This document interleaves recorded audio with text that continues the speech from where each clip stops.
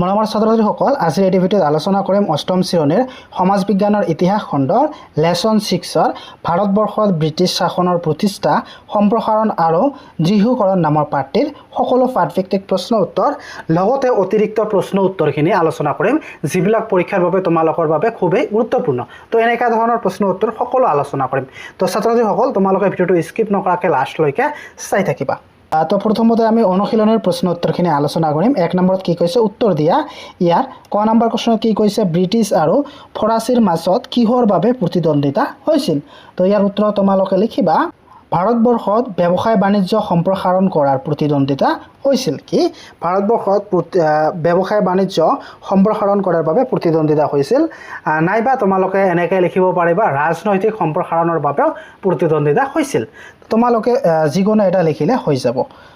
তাৰপিছত কুৱেশ্যন খত কি কৈছে প্ৰথম আৰু দ্বিতীয় কৰ্ণাটক যুদ্ধৰ সময়ত ফৰাচীসকলৰ গভৰ্ণৰ কোন আছিল। তো উত্তৰ তোমালোকে লিখিবা জোচেফ ফ্ৰান্সিছ ডুফ্লে। তো তোমালোকে এইখিনি লিখিলে হৈ যাব, ফ্ৰান্সিছ ডুফ্লে এইখিনি লিখিলেও হৈ যাব। তো ছাত্ৰ-ছাত্ৰীসকল, যদি তোমালোকক ভিডিঅ'টো ভাল লাগে এটা লাইক কৰি দিবা আৰু তোমালোকে কোনখন ডিষ্ট্ৰিক্টৰ পৰা মোৰ ভিডিঅ' চাই আছা কমেণ্ট কৰি জনাবা। তাৰপিছত কুৱেশ্যন গত কি কৈছে চিৰাজউদ্দৌলাৰ প্ৰধান সেনাপতি কোন আছিল। তো উত্তৰ তোমালোকে লিখিবা মিৰ্জাফৰ আছিল চিৰাজউদ্দৌলাৰ প্ৰধান সেনাপতি। তাৰপিছত কুৱেশ্যন ঘত কি কৈছে বংগৰ প্ৰথম গভৰ্ণৰ জেনেৰেল কোন আছিল। তো উত্তৰ তোমালোকে লিখিবা ৱাৰেন হেষ্টিংছ আছিল বংগৰ প্ৰথম গভৰ্ণৰ জেনেৰেল। তাৰপিছত 9 নম্বৰ প্ৰশ্নত কি কৈছে কোনে সত্যবিলোপ নীতি উদ্ভাৱন কৰিছিল। তো উত্তৰ তোমালোকে লিখিবা ডেলহাউছিয়ে সত্যবিলোপ নীতিৰ উদ্ভাৱন কৰিছিল। তাৰপিছত 2 নম্বৰত কি কৈছে শুদ্ধ উত্তৰ বাছি উলিওৱা। তাৰপিছত ইয়াৰ কুৱেশ্যন কত কি কৈছে পণ্ডিচেৰী ব্ৰিটিছসকলৰ বাণিজ্য কুঠি আছিল। তো এইটো শুদ্ধ নে অশুদ্ধ তোমালোকক লিখিব লাগে। তো এইটো কি হ'ব অশুদ্ধ হ'ব, ই ফৰাচীসকলৰ আছিল। পণ্ডিচেৰী ফৰাচীসকলৰ ৰাজধানী আছিল। তাৰপিছত কুৱেশ্যন খত কি কৈছে ফৰাচীসকলেই চালাবত জঙক হায়দৰাবাদৰ নিজাম পাতিছিল। এইটো কি শুদ্ধ হ'ব। তাৰপিছত কুৱেশ্যন গত কি কৈছে চিৰাজউদ্দৌলাৰ আলীবৰ্দী খাৰ ডাঙৰ জীয়েকৰ পুত্ৰ আছিল। এইটো কি অশুদ্ধ হ'ব। তাৰপিছত ঘত কি কৈছে পলাশী নামৰ ঠাইখন ভগীৰথী নদীৰ পাৰত অৱস্থিত আছিল। এইটো কি শুদ্ধ। তাৰপিছত উঙত কি কৈছে ৰেগুলেটিং এক্টে বংগৰ গভৰ্ণৰগৰাকীক গভৰ্ণৰ জেনেৰেল পদলৈ পদোন্নতি কৰিছিল। এইটো শুদ্ধ হ'ব। তাৰপিছত চত কি কৈছে লৰ্ড ৱেলেছিয়ে সত্যবিলোপ নীতি প্ৰৱৰ্তন কৰিছিল। এইটো কি অশুদ্ধ হ'ব। লৰ্ড ডেলহাউছিয়ে এই নীতি প্ৰৱৰ্তন কৰিছিল। লৰ্ড ডেলহাউছিয়ে সত্যবিলোপ নীতি প্ৰৱৰ্তন কৰিছিল। তাৰপিছত 3 নম্বৰত কি কৈছে ক্ৰম অনুসাৰে সজোৱা। তো ইয়াত কিছুমান নাম দি আছে, এই নামকেইটা তোমালোকক ক্ৰম অনুসাৰে চিৰিয়েল বাই চিৰিয়েল লিখিব লাগে। কি দিছে চিৰাজউদ্দৌলা, মিৰ্জাফৰ, আলীবৰ্দী খাঁ আৰু মীৰ কাছিম। তো এইকেইটা যদি তোমালোকক ক্ৰম অনুসাৰে সজাব লাগে তোমালোকে এনেদৰে লিখিবা প্ৰথমে আহিব আলীবৰ্দী খাঁ, তাৰপিছত চিৰাজউদ্দৌলা, তাৰপিছত মিৰ্জাফৰ, তাৰপিছত মীৰ কাছিম। তো তোমালোকে এনেদৰে লিখিবা উত্তৰটো। তাৰপিছত 4 নম্বৰত কি কৈছে চমু উত্তৰ লিখা। ইয়াৰ ক নম্বৰটো কি কৈছে প্ৰথম কৰ্ণাটক যুদ্ধ। তো ইয়াৰ উত্তৰত তোমালোকে লিখিবা এনেদৰে 1740 খ্ৰীষ্টাব্দত অষ্ট্ৰিয়াত আৰম্ভ হোৱা উত্তৰাধিকাৰী যুদ্ধৰ প্ৰভাৱত ভাৰতত ব্ৰিটিছ আৰু ফৰাচীৰ মাজত সংঘাত আৰম্ভ হয়। ফৰাচী গভৰ্ণৰ ডুফ্লেই মাদ্ৰাজ দখল কৰাত ব্ৰিটিছে কৰ্ণাটকৰ নবাবৰ সহায় বিচাৰে, কিন্তু নবাবৰ প্ৰকাণ্ড সৈন্যবাহিনী ফৰাচীৰ হাতত পৰাস্ত হয়। পাছত ইউৰোপত দুই শক্তিৰ মাজত সন্ধি হোৱাত ভাৰতত যুদ্ধৰ সামৰণি পৰে আৰু ফৰাচীয়ে দখল কৰা ঠাই ঘূৰাই দিয়ে। ইয়াকেই প্ৰথম কৰ্ণাটকৰ যুদ্ধ বোলা হয়।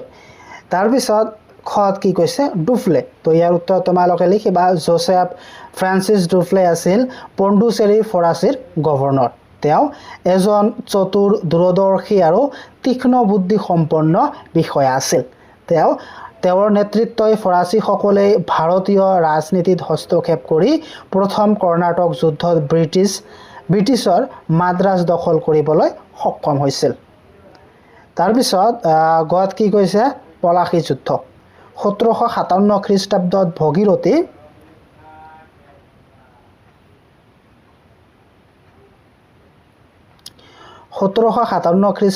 ভগীৰথী নদীৰ পাৰৰ পলাশী নামৰ ঠাইত বংগৰ নবাব চিৰাজউদ্দৌলা আৰু ৰবাৰ্ট ক্লাইভৰ নেতৃত্বত ব্ৰিটিছ সৈন্যৰ মাজত এই যুদ্ধ সংঘটিত হৈছিল। প্ৰধান সেনাপতি মিৰ্জাফৰৰ বিশ্বাসঘাতকতাৰ বাবে নবাবে পৰাজয় বৰণ কৰে।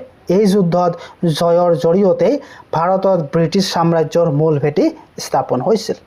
তাৰপিছত ঘত কি কৈছে ৰেগুলেটিং এক্ট 1773 খ্ৰীষ্টাব্দত ব্ৰিটিছ সাংসদে ইষ্ট ইণ্ডিয়া কোম্পানীৰ শাসন নিয়ন্ত্ৰণ আৰু সুদৃঢ় কৰিবলৈ এই আইন প্ৰৱৰ্তন কৰিছিল।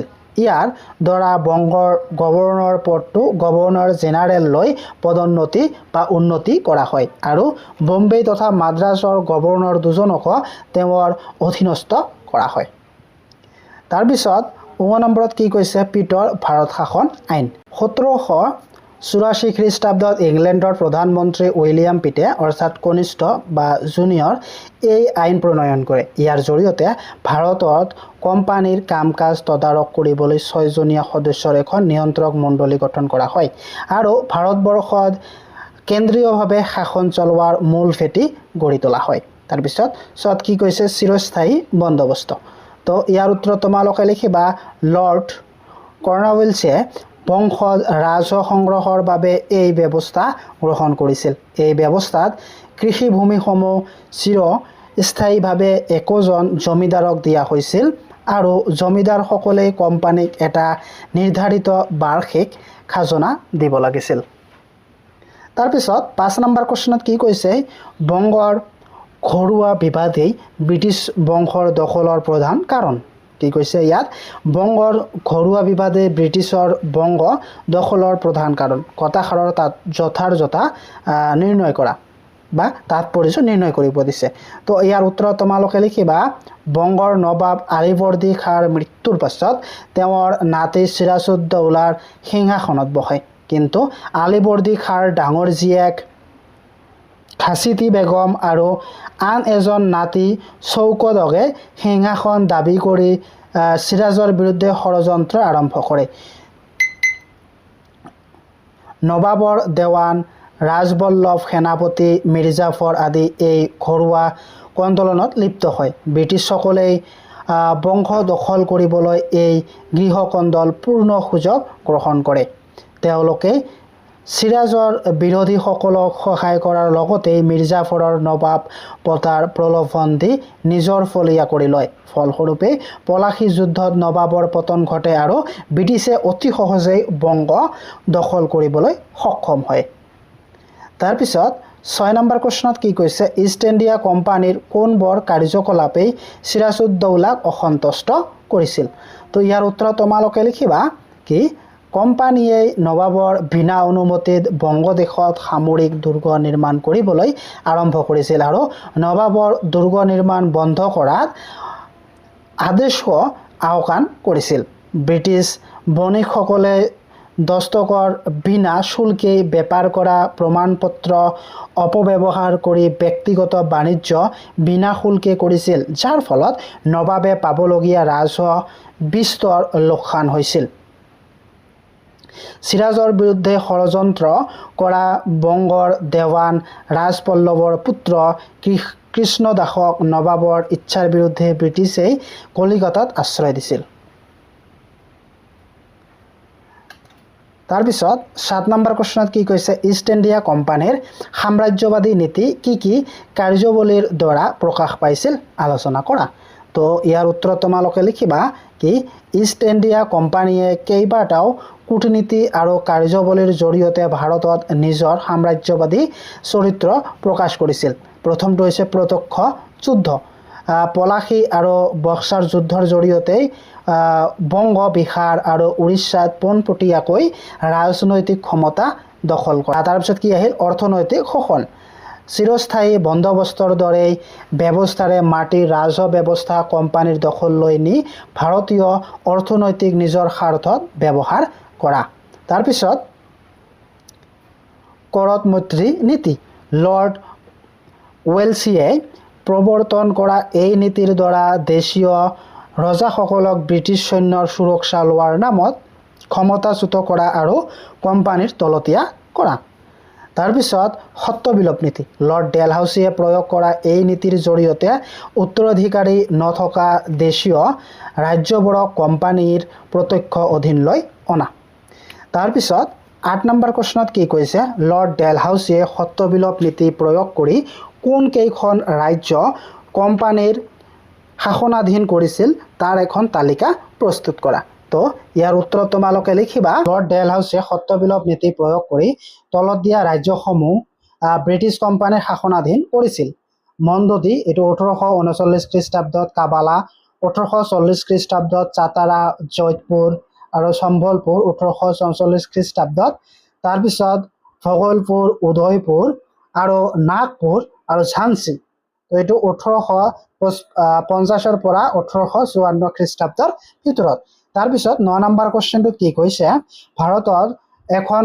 ভাৰতবৰ্ষৰ এখন মানচিত্ৰ আঁকি তলত উল্লেখ কৰা স্থানসমূহ বহুৱা। তো এনেকৈ এখন মানচিত্ৰ আঁকি এই স্থানকেইটা তোমালোকক বহুৱাবা। এইটো তোমালোকে নিজে নিজে চাই লিখিবা। তাৰপিছত 10 নম্বৰটো তোমালোকক নালাগে, তো এইটো তোমালোকৰ পৰীক্ষাটো নাহে। তাৰপিছত অতিৰিক্ত প্ৰশ্ন উত্তৰ অৰ্থাৎ ভিতৰুৱা প্ৰশ্ন উত্তৰখিনি আলোচনা কৰিম। ইয়াৰ 1 নম্বৰ প্ৰশ্নটোত কি কৈছে? চন্দন নগৰ কাৰ অধিকৃত ঠাই আছিল? তো ইয়াৰ উত্তৰ তোমালোকে লিখিবা। চন্দন নগৰ ফৰাচীসকলৰ অধিকৃত ঠাই আছিল। তাৰপিছত 2 নম্বৰ প্ৰশ্নত কি কৈছে? ওৱান-দি-ৱাছৰ যুদ্ধত ব্ৰিটিছ আৰু ফৰাচী সৈন্যবাহিনীৰ সেনাপতি কোন কোন আছিল? তো ইয়াৰ উত্তৰ তোমালোকে লিখিবা। ওৱান-দি-ৱাছৰ যুদ্ধত ব্ৰিটিছ সৈন্যবাহিনীৰ সেনাপতি আছিল ছাৰ আয়াৰকুট, আৰু আনহাতে ফৰাচী সৈন্যবাহিনীৰ সেনাপতি আছিল লালি আৰু বুচি। তাৰপিছত 3 নম্বৰ প্ৰশ্নত কি কৈছে? আলীবৰ্দী খাঁৰ মৃত্যুৰ পাছত বংগৰ নবাব কোন আছিল? তো উত্তৰ তোমালোকে লিখিবা। আলীবৰ্দী খাঁৰ মৃত্যুৰ পাছত তেওঁৰ জীয়েকৰ পুত্ৰ চিৰাজউদ্দৌলা বংগৰ নবাব হৈছিল। 4 নম্বৰ কুৱেশ্যনটোত কি কৈছে? বংগৰ নবাবী পদৰ দাবীদাৰ কোন কোন আছিল? তো উত্তৰ তোমালোকে লিখিবা। বংগৰ নবাবী পদৰ দাবীদাৰ আছিল চিৰাজউদ্দৌলা, আলীবৰ্দী খাঁৰ ডাঙৰ জীয়েকৰ খাচিতি বেগম আৰু মাজু জীয়েকৰ পুত্ৰ চৌকাত জং। তাৰপিছত 5 নম্বৰ কুৱেশ্যনত কি কৈছে? চিৰাজউদ্দৌলাই কলিকতা অৱৰোধ কৰাৰ সময়ত ৰবাৰ্ট ক্লাইভ ক'ত আছিল? তো ইয়াৰ উত্তৰত তোমালোকে লিখিবা। চিৰাজউদ্দৌলাই কলিকতা অৱৰোধ কৰাৰ সময়ত ৰবাৰ্ট ক্লাইভ মাদ্ৰাজ দুৰ্গত আছিল।